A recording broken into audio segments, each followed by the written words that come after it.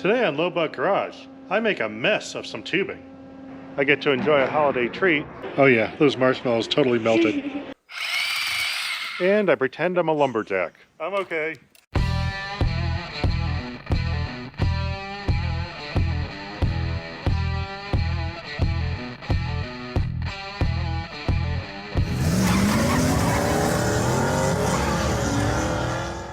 I've got to do some extra work on this Jeep, and I did it to myself. I signed my family up to participate in a Christmas parade in this Jeep, and all four of us need to go. The seating is somewhat lacking in that respect. I've got to do something about this. Now I've had these old weight bench seats. I've hoarded them for about 10 years or so. Couldn't bring myself to throw them away because they looked useful for something. Check out the sizing. They're perfect fender seats. They're easy to mount. 2 holes already threaded. All I have to do is drill the holes in the right spot, and I got back seats.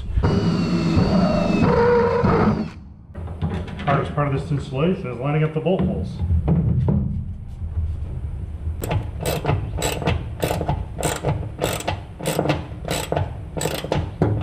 So 4 holes, 4 bolts later, I got a complete set of seats, and right next to a handy grab handle. So should be nice and safe, at least for the low speeds I'm going. I have to address this front seat situation now. I bought this a while ago. It's a rack mounted drawer with a lock, so I can have lockable storage in this Jeep. My plan is to incorporate that into the seat base on the passenger side. Now I've got a lot of options of material, but since I already did 1-inch tubing on that, I'm going to go with the same stuff so it looks kind of consistent. Now I want to put this box roughly in this area. I bent up my first angle, and this is a rack mount box, which means it's meant to mount on some kind of electronics rack on these front mounted screws here. It's a little bit bent, but we'll ignore that for now. And so another thing I'm going to do is I'm going to put this tubing something like that, and then a straight leg down this side, because this thing's pretty wide, a lot wider than the seat. It's always important to use a flat surface if you're taking measurements. Very much unlike the twisted up body of a Jeep. So I'm just going to use this to measure from. It's kind of level, 9 3/4, about 9.7, somewhere around there. So yeah, I'm just going to go to 9.7 and assume this is all straight. Now this is my front mount. I'm going to bend up another one about 1 inch lower to make the back. That way I have a bit of a rake downwards, and it'll tilt the seat back a little bit.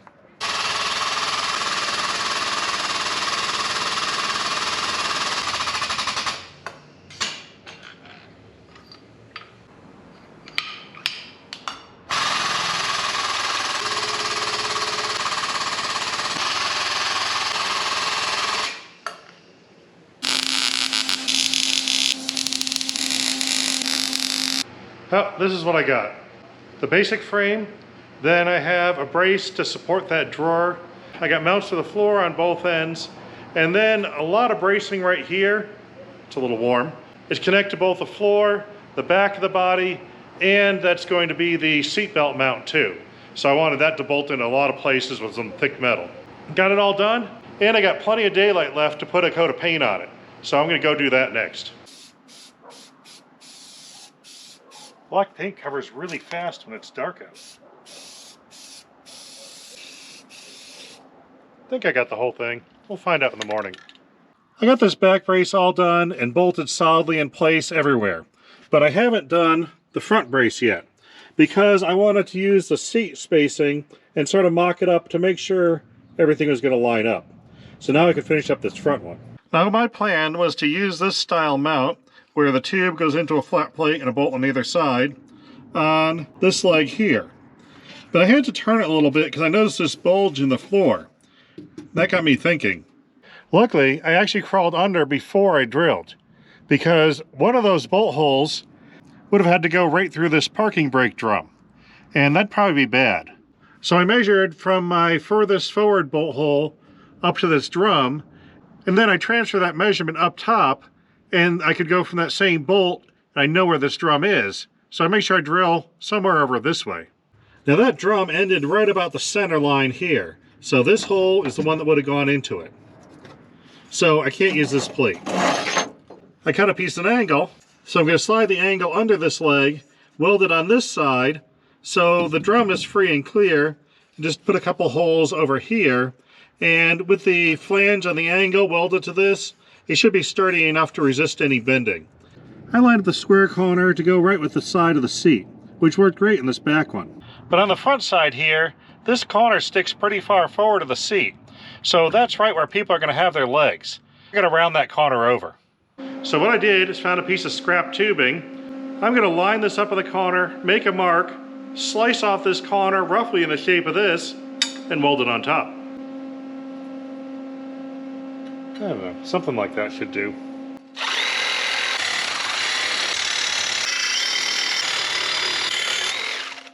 Oh yeah, that's all over the place.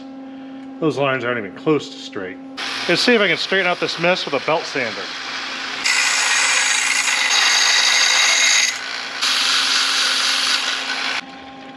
It's better.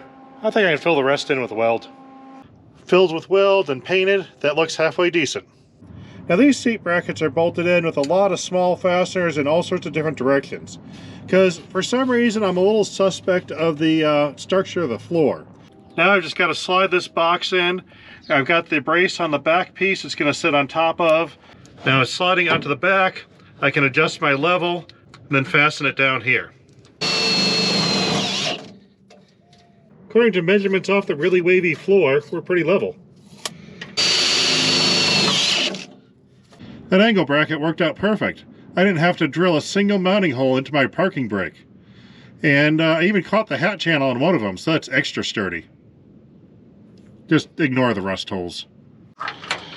This one has 2 bolts going down and 2 more going sideways. And that was a perfect alignment for these conveniently placed access holes in the body.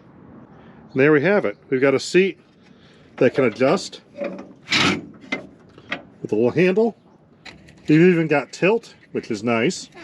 And we've got a lock to a storage drawer. Should probably grab those keys out of here.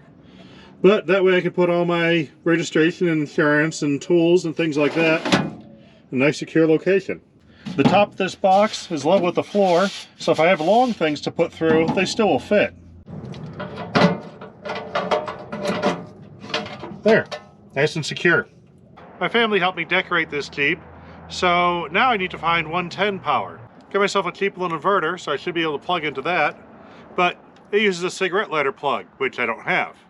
So, I bought a cheap little cigarette light plug, which apparently you can't buy just the cigarette lighter anymore. You have to have USB ports on it.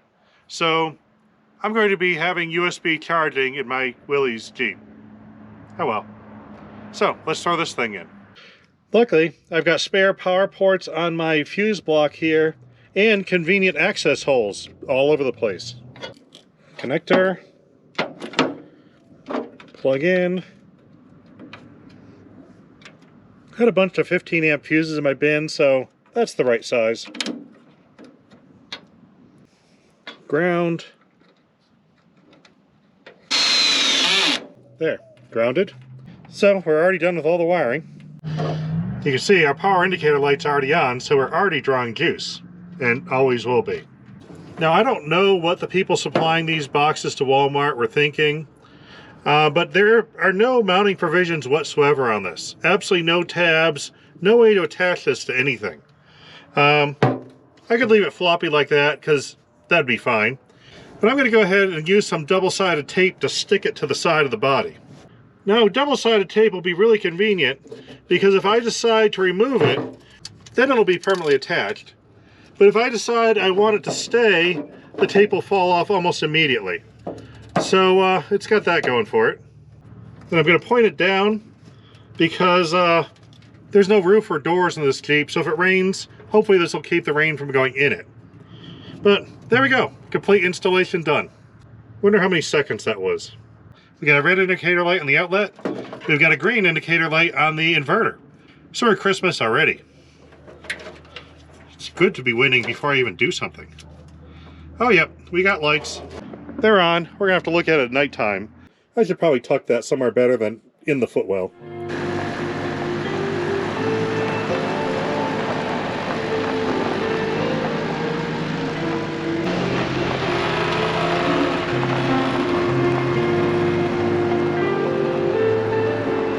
After that first round, I was happy with the position of this power outlet, so of course the tape fell off almost immediately. So I got to do something better there. After I saw the video with the lights, I wanted to change those around a little bit, fill in some gaps, and kind of highlight the spare tire because it seemed interesting. And that gave me a good use for those 3-foot long zip ties. These are just the right length for this. Now the lights are on more securely. But there were still 2 problems that were nagging at me. First, I did not like the fact that it said power on all the time. And secondly, the town I'm going to is a little town called Cloudcroft. It's almost 9,000 feet in elevation and cold. I was worried about this thing starting, and I wanted to get a little hotter spark. Now the third of the 2 things that concerned me was that this is my ignition switch. I have no key to remove. Anyone can hop in and turn it on, and I didn't know if I was going to have to leave this somewhere. So in order to address all those concerns, I bought an ignition switch that uses a key and an external solenoid I can operate off the key, because a fourth concern of mine too was this starter button. This is an old rusted one, and you can see that top is bent over. Every once in a while that sticks down, and then the starter just continually runs. So by adding the solenoid, I'll take care of the sticking switch issue. Also, this one has the I output, so you can run a ballast resistor system with the hotter spark when you're cranking, which should help with the starting in cold weather and low air pressure. And this switch has off, on, start, and accessory, which will allow me to hook this up to an accessory function so I can just run it when I want. There's one other thing to note about this. I went into the local art parts store online system, looked for a starter switch, and sorted by lowest price first, of course. This is the cheapest one that came with keys. The application happens to be for 1970 International pickup, which I found particularly odd because recently this showed up in the yard, which is a 1970 International pickup truck.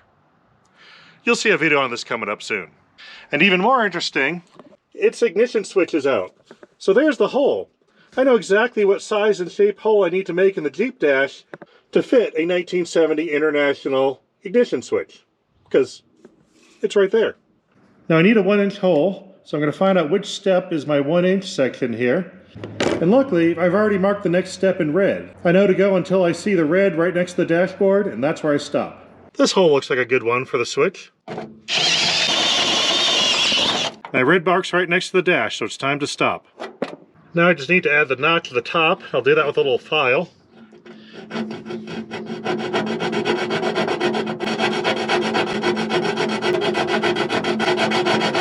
Apparently you can't put too much pressure on these little files. Well, who really needs a handle? The drill left a burr, so I'm just going to use a hook deburring tool to peel the burr off the backside. You could do this with a file too. Actually might be easier with a file. Here's a piece of skin to feel for a sharp edge. You'll know when you find one. So now we have a perfect international shaped hole for our international ignition switch. There's the notch. But I'm going to wire it before I bolt it in. Now I figure with the low speeds I'm going, I should add a radiator overflow so I don't spew antifreeze on the ground as we're going through a parade, because, you know, spectators might not like that. But below that, I found 2 holes, and they are the exact right mounting locations for this new solenoid. I have a feeling someone actually had done this once before. So I'm going to bolt this right here in the existing holes. I got all the wires hooked up. I'm kind of glossing over the how to do it because it gets sort of confusing when I added new wires to old wires and changed systems that were already sort of there. So in order to make it more clear, I'm going to do complete wiring on the mutt truck. And that needs wiring from end to end. It's going to be the modern style system with, you know, a key switch and a solenoid and turn signals and all that fancy stuff. So that'll be coming up. I'll do the whole thing end to end and I'll explain it then. But at this point, I'm just going to show you the end result of this one. I'm going to turn the key to the accessory position. We got our power outlet power on that. Now I'm going to turn it to ignition. We get voltage on the dash. Then we'll try the start position. Now I have not hooked the ignition output from the solenoid to the coil yet. I added a ballast resistor in line here. We're going to compare the voltage of using the resistor while cranking and bypassing it while cranking.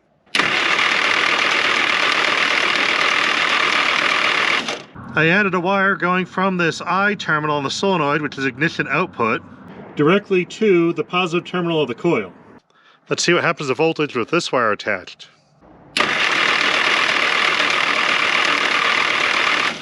It's not a full 12 volts because when the engine's cranking, the battery is down and below 12 volts. But it's more. And more power to the coil means more power to the plugs. So we have made an improvement. Now I got to button up all this wiring and see how it runs. A while back you saw me wire up this turn signal switch and add it to this Jeep. Well, when I was doing the ATV tire testing, I kind of broke it. Pieces started falling off it and out. It was pretty old, and apparently it wasn't in the best of shape. I had to do something about it. I was going to take it apart and fix it again, and then I realized replacements were like 15 bucks. I was still on the fence at that price, then I saw this one. This one right here has the indicator on the end, and it's green. How much more Christmassy can you get than that? The only drawback is now my front turn signal lights go on when I hit the brakes. Left turn, right turn, and brakes. But the front still work as turn signals, and the rear ones work fine, so I'm just going to ignore that completely. Because that's cool. So let's see where we're at. We've got accessory, so I can actually turn all these lights on and leave them on without the ignition going live. And then it starts with the turn of a key. Turns off too. And now it's secure.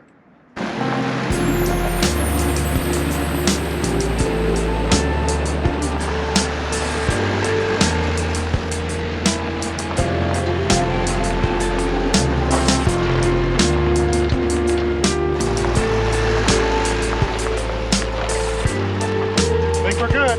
Ready to load it on a trailer.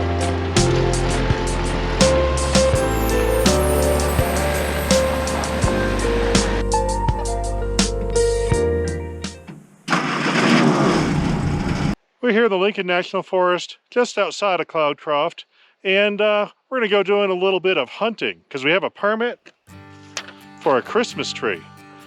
We're going to go tree hunting.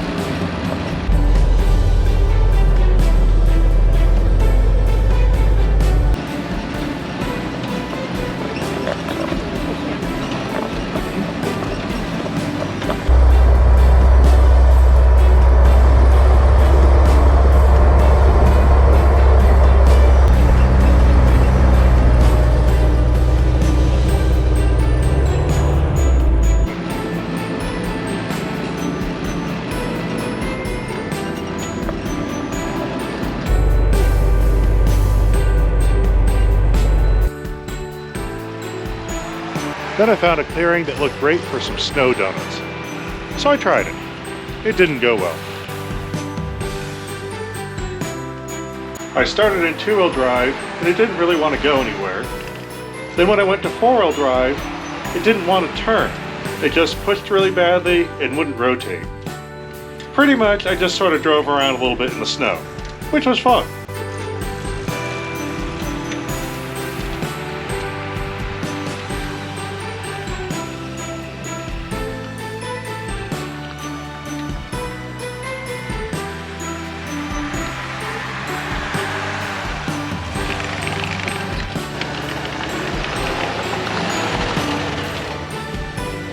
Apparently I was amusing the people watching me too, because my wife said afterwards that she didn't think I was really doing donuts, I was just doing munchkins. A good time was had by all.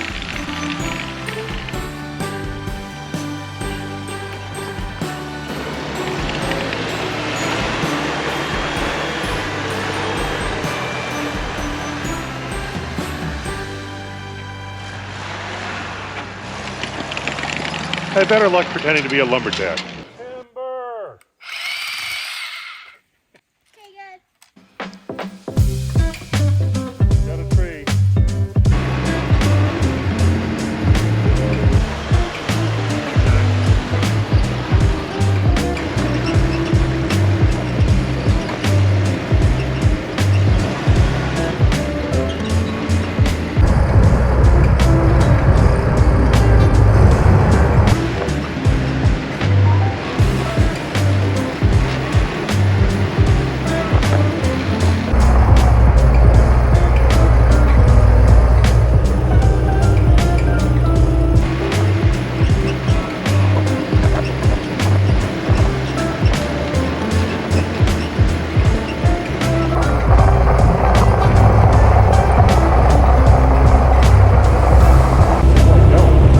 Unless I stop and spun the tires intentionally, like this.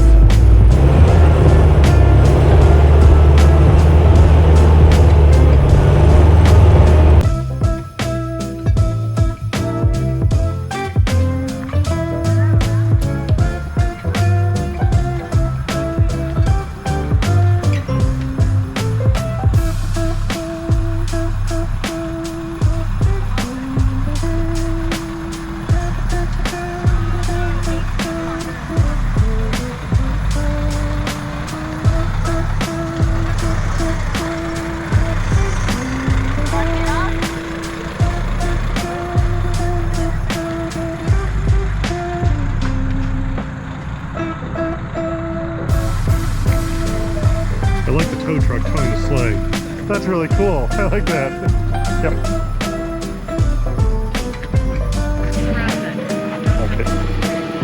Okay. Thank you.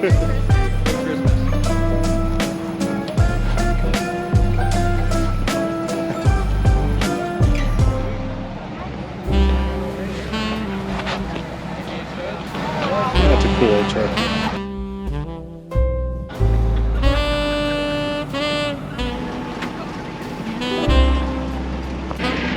Okay, brakes are working. That's good.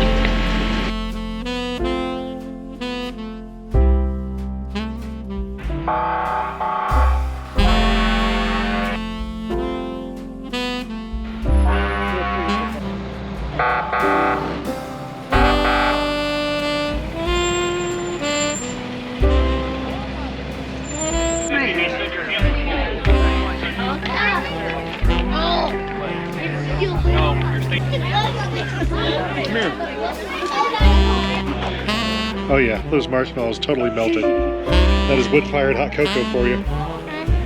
Mine disappeared. I think it evaporated.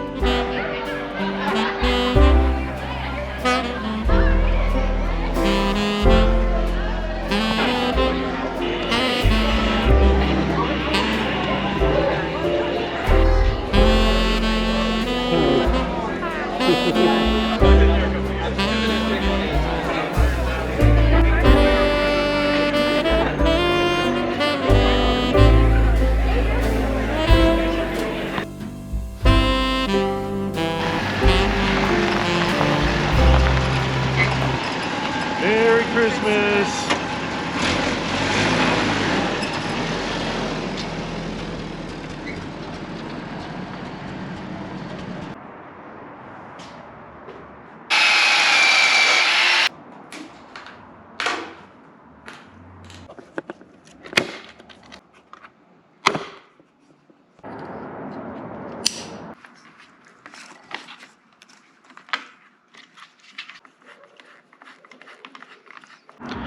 Need a little extra stability here. That should be good. This looks shiny.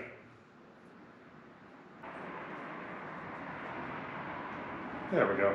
I hope you have a Merry Christmas, and we'll see you next year.